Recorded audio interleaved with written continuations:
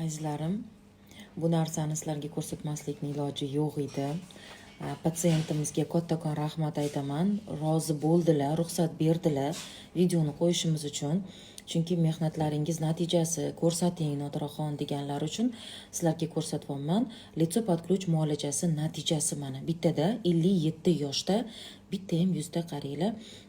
Ajin yo'q, albatta chiroyli tabiiy o'zgarish bo'lgan. Chiroyli tabiiy o'zgarish, yuz anatomiyasi umuman o'zgarmagan. Yuz hech qatga tortilib, mishsalarni joylashgan joyi, to'qimalarni joylashgan joyi tabiatdan qayerda bo'lish kerak bo'lsa, o'sha joyda joylashgan. Yuz mimikalari yoki yuz chertalari umuman o'zgarmagan.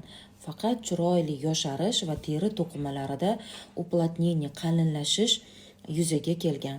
Menimcha juda ham chiroyli natija.